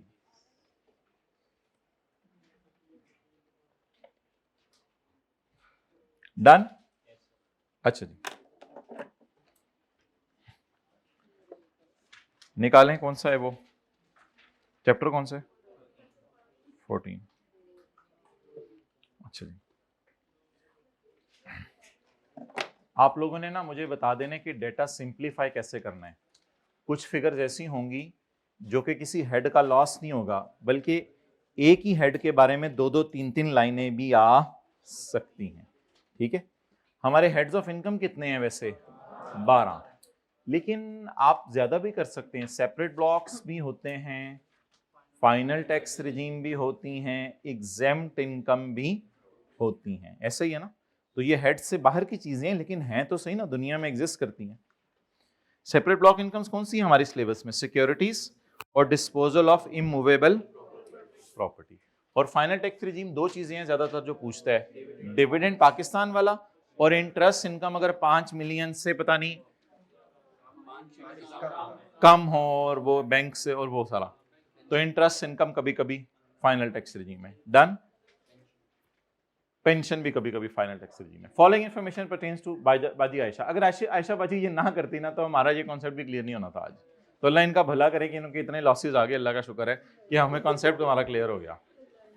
इन 2021 में आयशा बाजी ने किया सब कुछ। नॉन स्पेकुलेशन बिजनेस कहूंगी मैं, 15 मिलियन कमा लिया माशाल्लाह। मैं घर किराए पे दे दिया हुआ है, उससे 3 मतलब gross rent minus repair allowance कारकूर सब कुछ 3 मिलियन इनकम फ्रॉम, मैं कड़े बेच रही हूँ 25 लाख। ठीक है, गेन आया है 25 लाख, गेन आया है 25 लाख, हार डाल के कड़े बेचे। गेन ऑन सेल ऑफ, अच्छा हेड्स तो लिखते हैं साथ साथ, income from business, income from examiner भी हंस रहा है की कर रहे हैं पागल ही हुए, सॉरी, इनकम फ्रॉम, मतलब नॉर्मल जिनके साथ नॉर्मल ना लिखा करें, नॉर्मल ही होती है।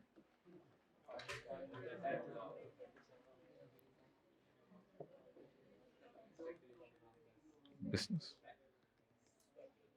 फिर ये कौन सा हो गया? सॉरी, ये इनकम फ्रॉम, बातें होगी थर्ड लास्ट रो में। चले हम पहुंच गए, यहां तक पहुंच गए। Loss on sale of antique, और माइनस करने नहीं करना मुझे ना बताओ, मुझे हेड का नाम बताओ। Income from capital gain. Revision होगी जी, हो रही है ये कैपिटल गेन के चैप्टर की। Loss on sale of listed securities, ये क्या है? सिक्योरिटीज का बेचना और इमूवेबल प्रॉपर्टी का बेचना, ये सेपरेट ब्लॉक है। ये कौन सी इनकम है? Income from other source. माशाल्लाह आपने बहुत कुछ किया, हमारे कॉन्सेप्ट क्लियर हो जाने हैं। अच्छा, अब माय डियर मुझे ये बताएं कि जरा हाईलाइट करें सेम डेटे को।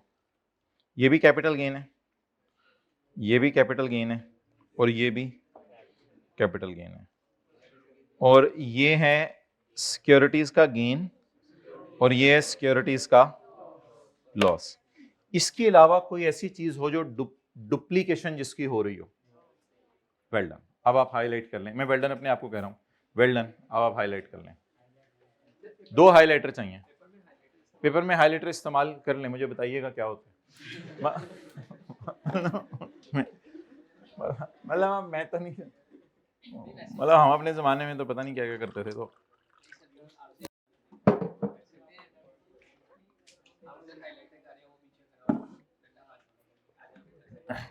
हाँ, हमारे जमाने में 3 घंटे होते थे पेपर में, वैसे आप लोगों के मजे हैं। सीए फाइनल में 3.25 घंटे होते हैं आप लोग, 15 दिन। हाँ तो रीडिंग टाइम साढ़े नहीं होता, साढ़े पेपर भी ना ली, रीडिंग टाइम भी ना ली। 15 मिनट तो पेपर भी तो आसान आते थे, चाचे का पुत्र पेपर आसान आते थे। अच्छा, यही 10 साल बाद तुम लोगों को कहना है तुम्हारे जूनियर्स ने। अच्छा वो चलें जी, अब क्या करें, डेटे को सिंप्लीफाई कर लें पहले। वर्किंग नंबर 1, वैसे सवाल न्यूमेरिकल का नहीं है लेकिन थोड़ी सी वर्किंग करनी पड़ेगी। Working 1, income from capital gain, income from capital gain. डेटे को सिंप्लीफाई कर लें, इनकम फ्रॉम कैपिटल गेन, क्योंकि न्यूमेरिकल नहीं है इसलिए बस सादा सी वर्किंग करें। ज्वेलरी का गेन जाता है इनकम में, प्राइवेट कंपनी का लॉस इससे नेट होगा, लेकिन एंटीक का लॉस रिकॉर्ड करने की इजाजत। रूल सुन लें क्या थे। प्राइवेट कंपनी का गेन भी इनकम है, लॉस भी माइनस होगा, कैटेगरी 1। और ज्वेलरी एंटीक वगैरह पेंटिंग वगैरह का गेन तो इनकम है, लेकिन लॉस माइनस करने की इजाजत नहीं है। जी बोलें। ज्वेलरी 2.5, आगे बोलें। प्राइवेट कंपनी शेयर्स लॉस 3.6, उसके बाद एंटीक नहीं, एंटीक का लॉस नहीं माइनस हो सकता। आप बता दें कैपिटल गेन कितना आ गया? -1.1।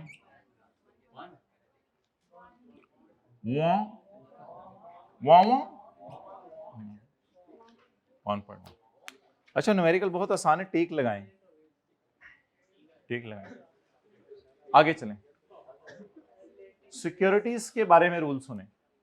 सिक्योरिटीज में अगर आ जाए गेना, तो सिक्योरिटीज का लॉस और गेन आपस में इस साल नेट ऑफ हो, और अगर ये ना हो सके तो ये अगले 3 साल तक कैरी फॉरवर्ड हो सकते हैं। सिक्योरिटीज में अगर गेन आ जाए और लॉस आ जाए इस साल, ये दोनों आपस में नेट ऑफ हो सकते हैं। करें जी, जरा 2-4 बंदे आए, इनको नेट करना है आज हमें। 6 net. Working 2, income from separate block. जी गेन कितना है? 4, लॉस 6। सिक्योरिटीज का लॉस कितना आ गया? 2। आप अच्छा टेक लगा लें, अभी खुला टाइम है, अब 20 मिनट है, हमने और क्या करना है आज। बस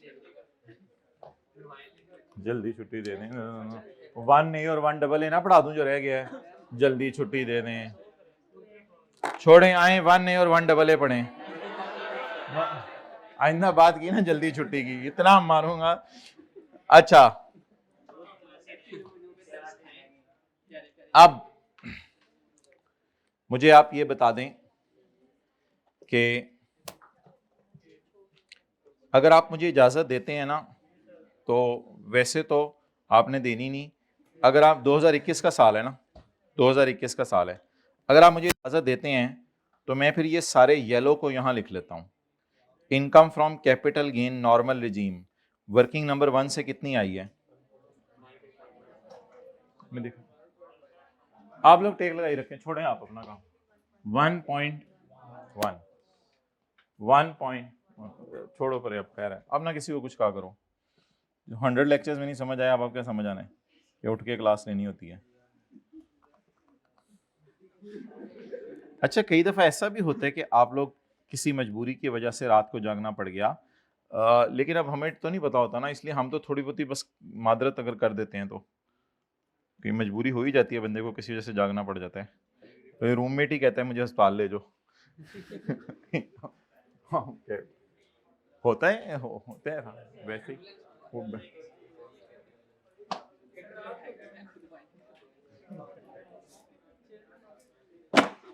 डन, कितना हो गया, ये हो गया सारा। अच्छा अब आप मुझे बताएं, अब अगर आप मुझे इजाजत देते हैं तो मैं इसको फारिग कर देता हूं, मतलब ये सारा तो मतलब समझ गए ना आप, मतलब अब दो चीजें तो अलग हैं, इनको अलग ही रखें, इनको ज्यादा लिफ्ट ना कराएं। एक तो जो एग्जाम्प्ट एग्रीकल्चर है और सेपरेट ब्लॉक है, वो तो नॉर्मल रजीम की दुनिया से ही अलग है। एग्जाम्प्ट वाले तो कहते हैं टैक्स ही ना लगाएं, और जो सेपरेट ब्लॉक है वो तो वैसे ही फारग है। अच्छा तो इनको मैं अब कह रहा हूं, चलो तुम लोग तो साइड पे हो, पढ़ाओ, ये तो फारग करें, इनको साइड पे रखें। बाकी जो बच गए उनमें से देख लेते हैं, आचे बासों में, आचे स्वारियां, आचे बासों में, आचे सब। अच्छा स्टेप 1 हमने क्या किया, स्टेप 1 हमने ये किया कि कैपिटल गेन इनकम हमें जालिम ने नहीं दी हुई थी, हमने बड़ी मेहनत से 3 चीजों को नेट करके कैपिटल गेन इनकम निकाली। जी आप बातें कर लें। स्टेप 1 हमने ये किया। स्टेप 2 हमने क्या किया, स्टेप 2 हमने ये किया कि जालिम ने हमें कैपिटल गेन सेपरेट ब्लॉक अलग से नहीं दी हुई थी, नहीं दी हुई थी, मैं कह रहा था दे दो, कहते नहीं देनी, वो हमने 2 फिगरें नेट करके निकाल ली, वो वर्किंग्स मैंने यहां लिख दी। अब 2 चीजें मुझे नजर आ रही हैं अजीब और गरीब, एक है एग्जेम्प्ट इनकम, इसको जरा लॉसेस के चैप्टर में साइड पे रखें थोड़ी देर के लिए, और एक है सेपरेट ब्लॉक, इसको भी साइड पे रख दें। अब एग्जेम्प्ट और सेपरेट ब्लॉक को मैंने एरो डाल के साइड पे रख दिया, पीछे बचाएं क्या बच गया, नॉर्मल रिजीम, पीछे बताएं क्या बच गया, रूल नंबर 1 बोल लें, सैलरी के प्रॉफिट में से किसी और हेड का लॉस माइनस, इसका मतलब है इस प्रॉफिट में से तो हो सकता है ना अच्छी इसमें से तो हो सकता है ना, नहीं प्लस और कोई नहीं पढ़ा, ज्यादा पंगे ना ले, मैंने बाहर निकाल देने क्लास से, बस अच्छी बस है ना। रूल 1 पढ़े ना, रूल 1 बताएं क्या है, सैलरी के प्रॉफिट में से किसी और हेड का लॉस माइनस, इसका मतलब है बिजनेस के और प्रॉपर्टी के प्रॉफिट में से तो किसी और हेड का लॉस माइनस हो सकते हैं ना, तो ये दोनों क्या एस्टेब्लिश हो गए, अच्छी बस। रूल 2 जरा आज बताएं, प्रॉपर्टी का लॉस, प्रॉपर्टी का लॉस, बिजनेस का लॉस प्रॉपर्टी के गेन में से वो है ही नहीं, यानी बिजनेस में लॉस ही नहीं है, non speculation, business non speculation, rule 2 business non speculation है। ये कैसे हो सकता है हमने ना लिखा हो किताब में, इतना बड़ा नहीं, लिखा होगा, मतलब मैं कह रहा हूं कि ये ना, ये ये बात बढ़ गई है, ये हाँ मैंने लिखवाया था, ये तो बात सही नहीं है, किताब में लिखा होना चाहिए था। तो प्रॉपर्टी के प्रॉफिट में से बिजनेस नॉन स्पेकुलेशन का लॉस माइनस, बिजनेस में है ही नहीं लॉस। रूल 2, रूल 3, स्पेक्यूलेशन और कैपिटल गेन, और दोनों ड्रामों में ही लॉस आ रहा है आज। ये दोनों क्या हैं? बुरी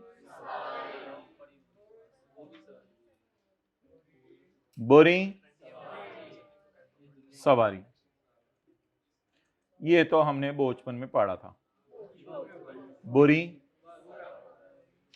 अभी कैरी फॉरवर्ड के रूल ना बताएं, पहले चीजों को मुझे नेट करने दें, फिर देखते हैं। और ये जो एंड पे पड़ा हुआ है, ये अच्छी सवारी। बताएं दो बुरी सवारियां कौन सी हैं? कैपिटल गेन और स्पेक्यू। अगर और कोई भी लॉस है, फिलहाल एग्जाम्प्ट वाले लॉस को तो छोड़े ना, और सेपरेट ब्लॉक, एग्जाम्प्ट और सेपरेट ब्लॉक तो नॉर्मल से अलग कहानी है ना, तो इसलिए ये दोनों क्लियर हो गया। और बताएं, चलें अब नोट कर लें सारा। अच्छी बस, अच्छी सवारी,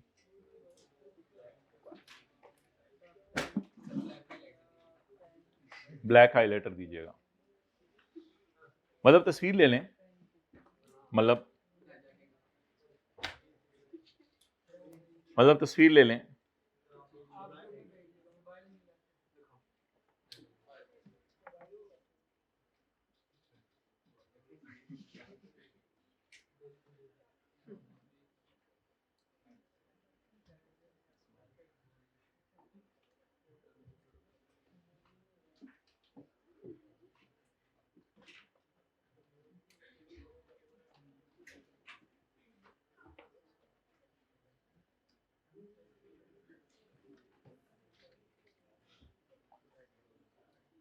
चाची का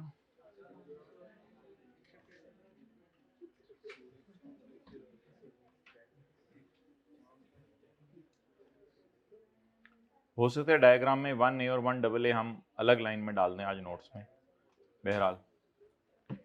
अच्छा, डन डन डन।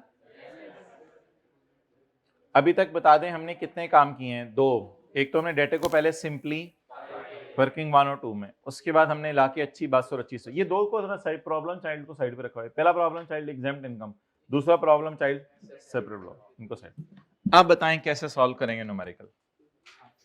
इन दोनों को छोड़, अच्छी अच्छी बसों में अच्छी अच्छी सवारियां बिठाएं, बिठाएं जी न्यूमेरिकल का फेस। सबसे पहले अच्छी बस लाएं, अच्छी बस लाएं, इनकम फ्रॉम बिजनेस और इनकम फ्रॉम प्रॉपर्टी।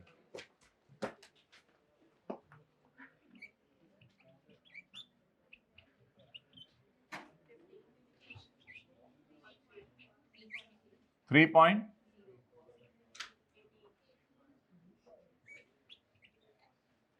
इसमें से माइनस कर लें,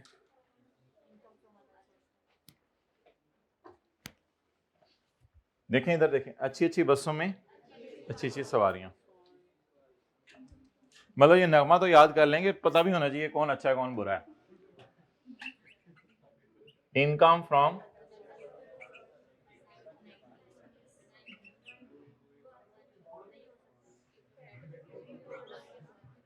ये वैसे अदर सोर्स का लॉस तो कैरी फॉरवर्ड नहीं हो सकता, ये फुड़क के बाहर नहीं आएगा, ये डायरेक्ट ही उत्ते जाएगा।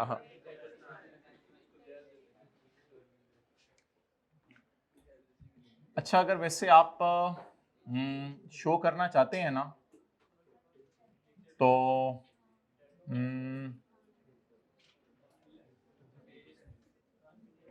आप लोग शो कर दें बेशक, इधर ऊपर ही कर दें बेशक, income from capital gain separate block dash, क्योंकि वो लॉस है ना, बताएं ना, लॉस है। Income capital gain separate block loss है ना, उसको ऊपर ही डैश शो कर दें, मतलब प्लस करके माइनस करने की कोई तुक नहीं है आज। और इसी तरह एग्री कल्चर इनकम एग्जाम्प्ट है, वो तो पहले ही लॉस है, उसको अब ऐड करके लेस क्या करना, वो तो पहले ही लॉस है। अच्छा, जी जी मैं बता देता हूं, एग्जाम्प्ट लॉस का तो कुछ भी नहीं करना, वो बता देते हैं। ओके नाउ अब डेड लॉस तो पेपर में बताना नहीं होता, वो 1 का है, किसका? Income from other source. और वो 2 बुरी सवारियां पड़ी हुई हैं, उनको कैरी फॉरवर्ड कर लें। कौन सी? इनकम फ्रॉम कैपिटल गेन और income from speculation. Carry forward income from capital gain और carry forward income from business 4 और एक और काम करें छोटा सा, कैरी फॉरवर्ड करें income from capital gain separate block. किसी को याद है ये भी अगले 3 साल तक कैरी फॉरवर्ड हो सकती है? वो कितनी पड़ी हुई है जिसको साइड पर रखा हुआ था? ये टू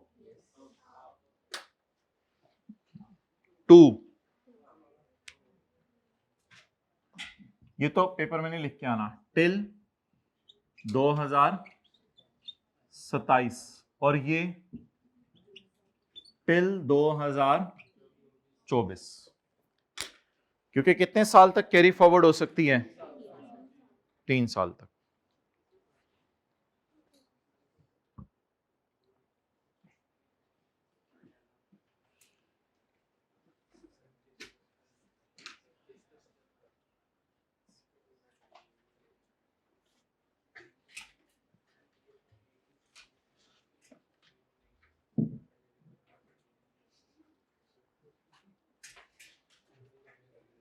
अच्छा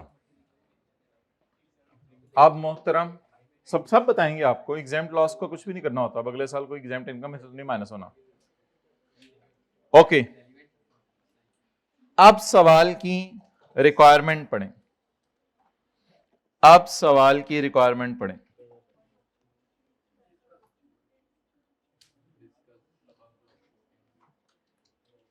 क्या हो गया बेटा, तुम काबू नहीं आ रहे?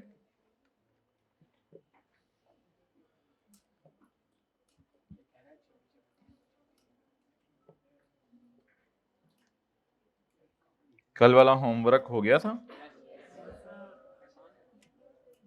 आज आपने होमवर्क में करना है question number 13, it is like question number 9। Question 13 it is like question, नहीं कोई 2 क्वेश्चन, एक ही क्वेश्चन है। अच्छा how the above losses can be set off. भाई पता है क्या, we are very unlucky, how the above losses can be set off. हम यहां से जवाब देना शुरू करेंगे, how the above losses can be set off and carry forward, यहां से 4.5 से जवाब देना शुरू करेंगे। अब हेडिंग्स दें क्या होंगी, अब थ्योरी का जवाब शुरू हो गया। एक हेडिंग दें सेट ऑफ, एक हेडिंग दें कैरी फॉरवर्ड, दरमियान में लाइन लगाएं और पहले लॉस का नाम लिखें। Number 1 income from speculation. अच्छा जी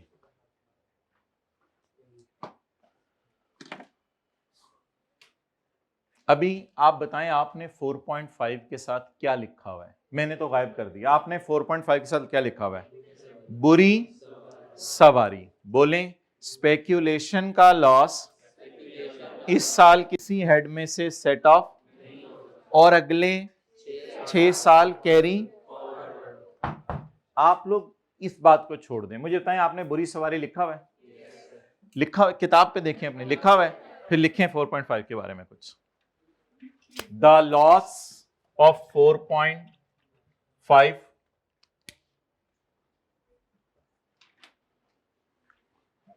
cannot be set off against, बोले any other head. The loss of 4.5 cannot be set off against any other head in current year.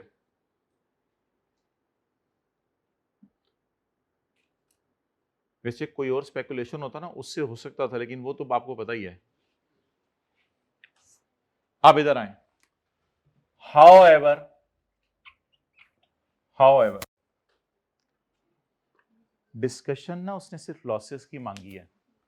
However the loss can be, however, अब carry forward में लिखना शुरू करें। However the loss of 4.5 can be, बोले ना, carried forward to next 6 years,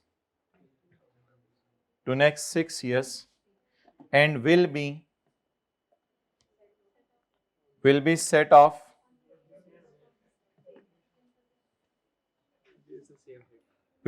off against the same head, that is income from business speculation. उसने सिर्फ losses की डिस्कशन मांगी है। अगला लॉस है हमारा प्राइवेट कंपनी के शेयर्स। अगला लॉस है हमारा प्राइवेट कंपनी के शेयर्स।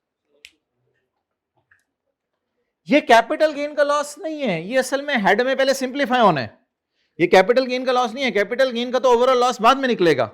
ये बता किसी स्पेसिफिक एसेट का लॉस है या ओवरऑल हेड में ये लॉस आया हुआ है? भाई मैं आपसे कुछ पूछ रहा हूं, ये किसी स्पेसिफिक एसेट का लॉस है या ओवरऑल हेड में लॉस आया इस साल? स्पेसिफिक एसेट का है, तो 3.6 के बारे में लिखें। The loss of 3.6 set off में, the loss of 3.6 shall be set off against, बोले ना, बताएं जल्दी, इस साल किसमें से माइनस कर लें? will be set off against gain on jewelry। कितना है gain? 2.5। the loss of 3.6 will be set off against gain on of 2.5।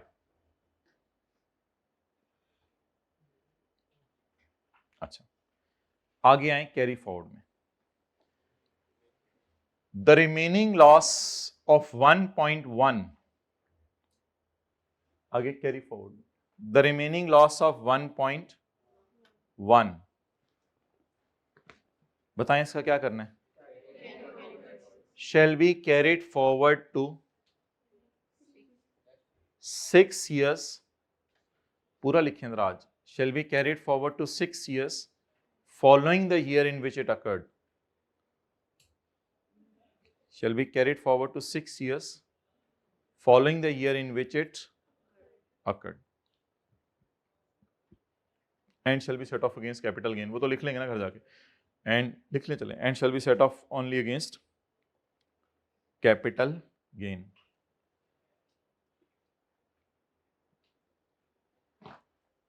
आगे उसने सिर्फ किसके बारे में पूछा है? तीसरा लॉस बोले। नहीं, इसके लिए लॉसेस का चैप्टर जरूरी नहीं है। Loss on sale of antique के लिए लॉसेस का चैप्टर नहीं जरूरी। मुझे तो लग रहा है इसमें कोई कैपिटल गेन के चैप्टर में इसमें कुछ पढ़ा दिया था, शायद आपको याद हो, इसमें तो कैपिटल गेन के चैप्टर में ही पढ़ा दिया था। एंटीक का लॉस लिखें, चैप्टर कैपिटल गेन वाले चैप्टर की लाइन लिखें, नो लॉस, लाइन याद आ रही है chapter 5, no loss shall be recognised on disposal of, no loss shall be recognised, ये बात आपको मैंने कैपिटल गेन के चैप्टर में पढ़ाई थी। No loss shall be recognised on disposal of antique, loss recognize ही नहीं होगा। So it will not be set off, obviously, मतलब अब लिखने की दोबारा जरूरत नहीं, चले, so it will not be set off, और obviously it will not be carried forward लिख दें, it will not be carried forward. आपको पता है वैसे एंटीक का लॉस तो हम रिकॉर्ड करते ही नहीं होते थे, एंटीक और ज्वेलरी का। ये लॉसी के चैप्टर में पढ़ा था या कैपिटल गेन में ही पढ़ लिया था? कैपिटल गेन में ही पढ़ लिया था। आगे क्या है? लिस्टेड सिक्योरिटीज, ये तो हम आपको पढ़ा चुके हैं कैपिटल गेन के चैप्टर में, ये लॉसेस के चैप्टर में नहीं पढ़ाया हुआ। पता है ना 3 साल तक नहीं, मैंने एक लगानी है। Loss on securities shall be adjusted against any gain on. आप लोग इधर आके देखा करें ना, अगर आप लोगों को लिखने में मसला आ रहा है, इधर आके देखा करें 6 के साथ क्या किया है। वर्किंग तो कर ली हुई हमने, पहले लिखें, पहले सेट ऑफ का रूल लिखें। Loss on disposal of security of 6 shall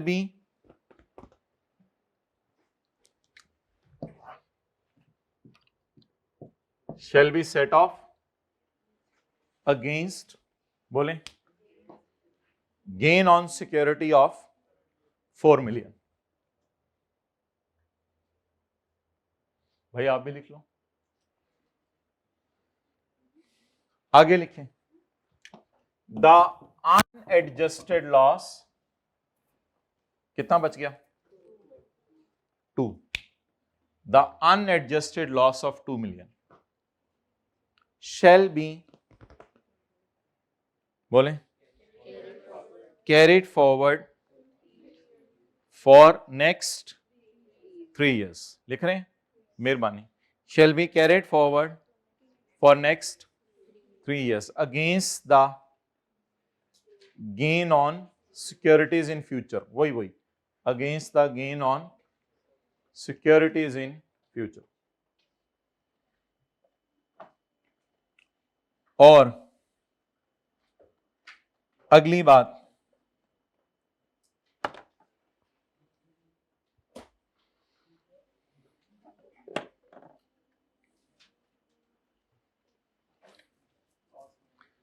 loss from agriculture लिख लें।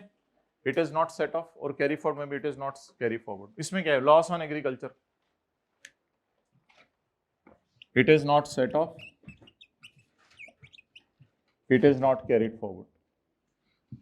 ये तो आसान सा था ना, agriculture, it is not set of, it is not carried forward. और आखिरी कौन सा लॉस है? अच्छा इधर देखें, सारे जिन्होंने ये सॉल्व किया हुआ था ना, उनको पता चल रहा था this loss shall B set of again, this loss shall B set off and remaining will be. तो अब आखिरी क्या है? अदर सोर्स का लॉस। इसके लिए तो न्यूमेरिकल सॉल्व होना बहुत जरूरी था। अदर सोर्स का लॉस, बोले this loss can be set of against, this loss of 19 can be set of against, लिख लें कुछ नहीं होता। दिस लॉस मतलब शौक से सीए कर लेना। This loss of 19 shall be set off against income from business, non-speculation and income from property, totaling 18 million। मतलब उसके अगेंस्ट होगा ना। अगले कॉलम में आए, रिमेनिंग 1 million, क्या करें आप? नहीं, डेड का लॉस नहीं लिखा करना। Remaining 1 million loss can not be carried forward.